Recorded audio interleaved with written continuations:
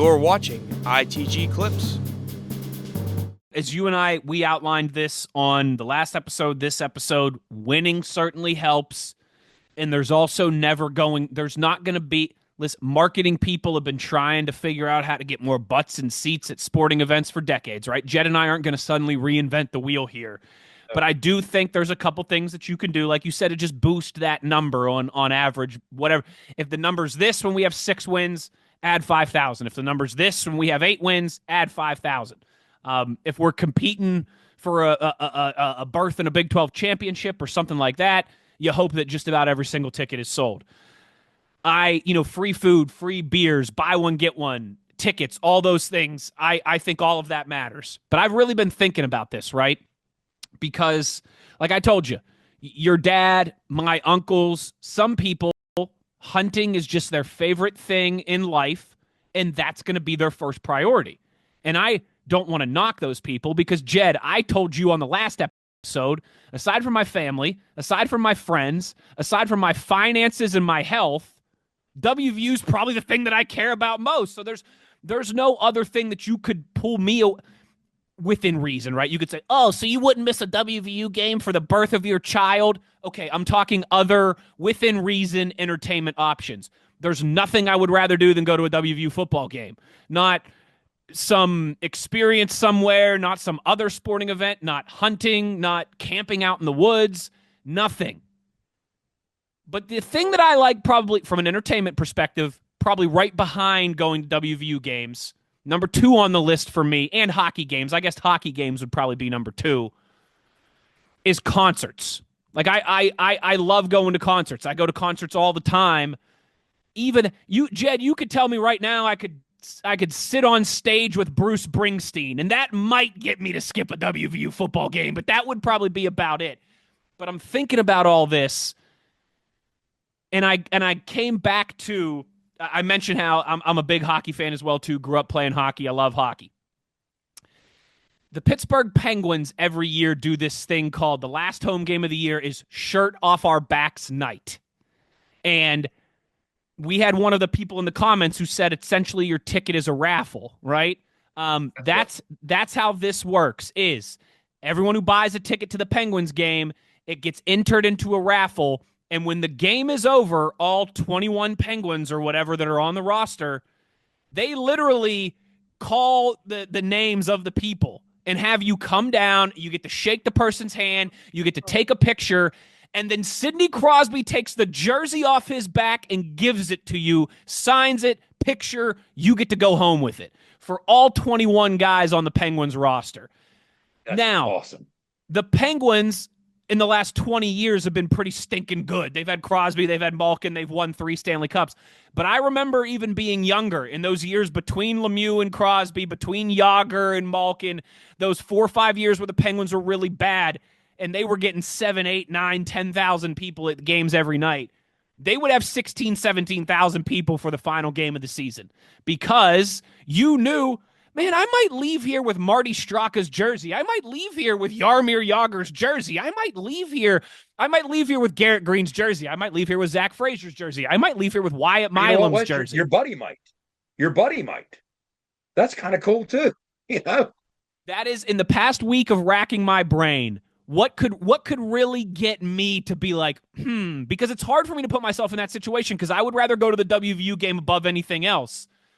Yeah. But man, like I might skip a WVU game to go to a Penguins game if I knew there was a chance that I was walking home with Sidney Crosby's jersey. You know what I mean? Like shirt off your backs. I know that's a lot of jerseys. I know a college roster is big. Maybe you couldn't do it for 100 guys. You'd have to figure out, okay, your 22 starters plus these other, maybe you do 40 guys or 50 guys or whatever the number is. But if you knew that there was a chance that you could be called down onto the field, get that jersey, have the person sign it for you. Geno Smith and Tavon Austin are going to take off their jerseys, sign them, take a picture with you, and then you get to walk out of the stadium with that jersey. I think that would get some people interested because we all know, Jed, sports fans, they love jerseys. They love memorabilia. They do the equipment sale and the lines all the way out the Caperton indoor practice facility, right? I think that's something that people would really, hey, maybe it's gloves and shin pads and things like that too, cleats, Whatever. whatever. I think if you put an apparel element in there as well, a game used apparel element, people go crazy for that stuff. So that's my big idea that I came up with over the last week. I Shirt off our love that backs idea. nights. I love that idea. Here's how you could structure it. You could say, all right, let's go with our entire two deep, 44 players, and you're going to give away 44 jerseys. Whatever you want to do to get the number up there that's significant. I love that idea. That's a terrific idea. The So 40, you're real quick truly too. onto something there. And sorry, Jed, I didn't mean to interrupt you. All right, I want to tell. Oh, I'm sorry to our please listeners. do. Yeah, The 44 would work out well nicely as that number's now retired across the university. If you're watching on YouTube, you see my Jerry West that's right. 44. So that might even just be a nice West Virginia That's kind of 44. cool. There's just Yeah, something to that number. that's kind of cool. That's a great point. Uh, so maybe something like that. Yeah, I really like that approach. Now, speaking of hockey, again, thinking of different things that you could do. You mentioned a few minutes ago, and this is what's critical to it. It's all about putting a dent in the number. You're not going to come up with some miraculous resolution to any of this. Okay, you're not going to jump from 43 to 58. But you talked about it. You've worked at the minor league level. There's a reason that you do these promotions. It might feel frustrating. It might feel like you're not putting a dent in it, but you absolutely are, relatively speaking. Or you wouldn't continue to do it at every minor league organization everywhere in the free world. It makes a little bit of a difference, or they wouldn't do it. So, can we, in fact, make that difference? So, continuing with the hockey thing, what if, in fact, you have a 15-minute, because again, halftime's not that long, you throw an ice rink onto the field, 15 minutes to assemble it, tear it down, the whole thing. You have a WVU alumni hockey game played in 15 minutes right there in front of the crowd. That's just thinking out loud, trying to be different. only if Kind I of only if interesting, I but get to only if I get to skate. only if you get to skate. That's exactly right. You might stand out if it's alumni, Wes. If out there with a bunch of 45-year-olds, right? You might be slapping right past them, right? Or So Jed, if they're okay. if they're recent alumni that played for the club team, then they'd be skating circles around me. So I doubt that has much sizzle. Okay. So let's talk about some other things. And maybe this is where you get to where you combine possibly different things. I've even had staff members suggest to me, well, hey, how many little league football players or Pop Warner football players are in the state of West Virginia?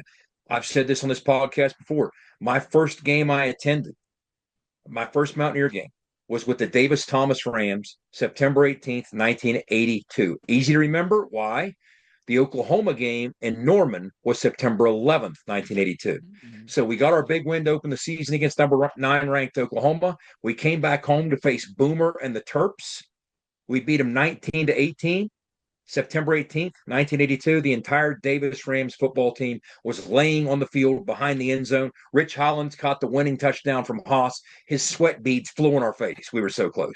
So, what if you invite every Pop Warner football player and coach across the entire state and say, look, we're going to have kind of concert style seating for the upper half of the student section. It's open to first come, first serve.